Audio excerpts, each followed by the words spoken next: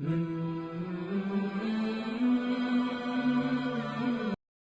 اللہ الرحمن الرحیم۔ اللہ تعالیٰ کے بابرکت نام سے شروع، جو بڑا مہربان اور نہایت رحم فرمانے والا ہے۔ سامعین محترم، جہاں پر ہمارے ملک میں بے شمار مسائل سر اٹھا رہے ہیں، وہیں پر طلاق کی شرح کا بڑھنا جو ہے وہ بھی فکر انگیز بات ہے۔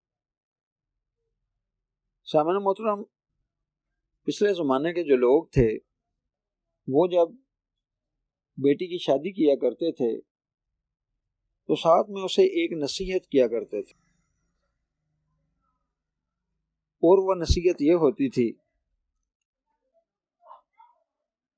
کہ بیٹا، اب جس گھر میں تمہاری ڈولی جا رہی ہے وہاں سے تمہارا جنازہ ہی نکلنا چاہیے۔ یعنی لاشعوری طور پر بیٹی کو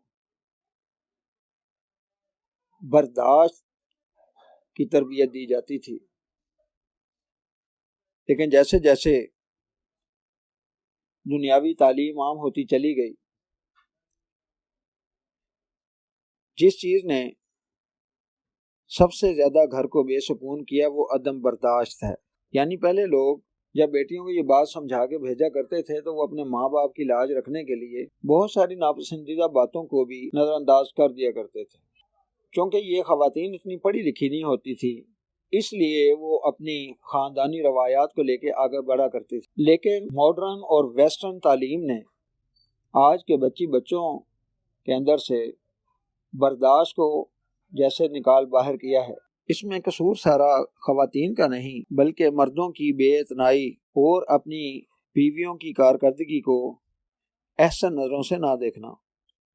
ایک دیہاتی عورت جو کہ کھیتوں میں اپنے مردوں کا ہاتھ بٹاتی اور اس کے بعد وہ ان کے لیے کھانے کا اہتمام بھی کرتی، لیکن گھر کے کسی فرد نے، بالخصوص اس کے شوہر نے، کبھی اس کی خدمت کو سراہا نہیں۔ تو ایک روز اس نے کھانے کے وقت جب کہ گھر کے سبھی مرد دسترخوان پر بیٹھ گئے تو اس نے دسترخوان پر گھاس کا گٹھا لا کے رکھ دیا۔ گھر کے مردوں نے اپنی خاتون کو بڑے غصے سے دیکھا۔ اس کے شوہر نے غصے سے پوچھا کہ یہ کیا حرکت ہے؟ تو اس نے کہا، میں عرصہ 30 سال سے تم لوگوں کے کھانے بناتی ہوں، تم لوگوں کے ساتھ کھیتوں میں بھی کام کرتی ہوں، لیکن تمہارے منہ سے کبھی میرے لیے کوئی تعریفیہ جملہ نہیں نکلا۔ تو میں نے سوچا کہ آج آپ کے آگے گھاس رکھوں، یہ دیکھوں کہ کیا گھاس اور کھانے میں آپ کو تمیز ہے۔ مقصد یہ تھا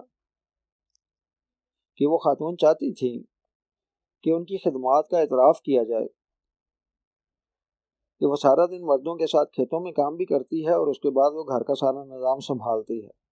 سامعین محترم، عورتیں اپنے جنم دن اور سالگرہ کو بڑی خاص اہمیت دیتی ہیں، لہٰذا اگر آپ ان کی سالگرہ کو یاد رکھیں، جنم دن کو یاد رکھیں اور ان کو وش کر دیں تو وہ پھولے نہیں سماتی۔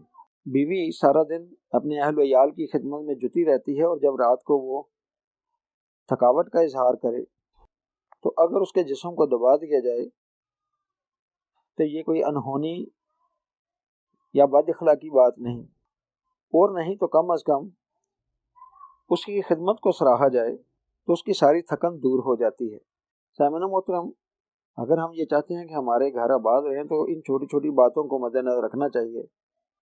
یعنی بیوی کے سامنے ماں یا کسی اور خاتون کی تعریف کرنا، اس کے اچھے کھانے کی تعریف کرنا، یہ وہ چیزیں ہوتی ہیں کہ جو عورت کی دل آزاری کا باعث بنتی ہیں۔ کہ جناب رسالت مآب صلی اللہ علیہ وسلم نے فرمایا کہ اگر تم اپنی بیوی کے منہ میں اپنے ہاتھ سے ایک لقمہ ڈالتے ہو تو یہ بھی صدقہ جاریہ ہے۔ کیا ہم نے کبھی ایسا کیا؟ کیا ہم تمام فیملی کی موجودگی میں اپنی بیوی کو جھڑکنے سے پرہیز کرتے ہیں؟ کیا ہم اس کے کھانے پر، اس کے کام پر نکتہ چینی نہیں کرتے؟ لہٰذا ضرورت یہ ہے کہ ذرا ذرا سی باتوں کا خیال رکھا جائے، خوش اخلاقی برتنی چاہیے، کبھی کبھی اپنی بیوی کے ساتھ باہر جا کر کھانا کھانا چاہیے اور اسے بتانا چاہیے کہ میں تمہارا بڑا قدردان ہوں اور تمہارے علاوہ کوئی عورت مجھے اچھی نہیں لگتی۔ سامعین محترم، اس بات کو سمجھنے کی کوشش کرنی چاہیے کہ نسوانی مزاج کیا ہے۔ اگر ہم ان باتوں کا خیال رکھیں گے تو پھر ہمارے گھر جڑے رہیں گے، ٹوٹیں گے نہیں۔ بیوی کے ساتھ ساتھ شوہر کی ذمہ داری زیادہ ہے کہ اللہ تبارک تعالیٰ نے اس کو گھر کا سربراہ بنایا ہے۔ اللہ تعالیٰ ہمیں ان باتوں پہ عمل پیرا ہو کر اپنے گھر کو بچانے کی توفیق عطا فرمائے۔